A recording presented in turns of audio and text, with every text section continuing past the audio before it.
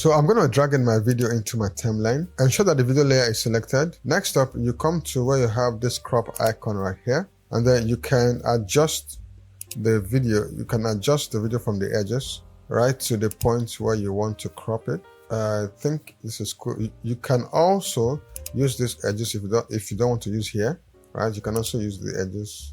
Okay, so when you're satisfied with the level you want to crop your video, you just go ahead and click confirm. Right, so I'm just gonna preview my video. Right, so as you can see right here, this is what our cropped video looks like. So let's go back to the crop option. Now you have, okay, let me zoom out of my screen. Now you can also adjust this, you can also crop it to a particular preset dimension. So if I want to crop this video to an automatic 16:9 to 9:16, I just use this option. That's for Reels on TikTok, YouTube Shorts and all that, right? Or I can go back and let me select another. If I want to do a 1:1 ratio, then okay, so let me just try the ratio 9:16 and click confirm.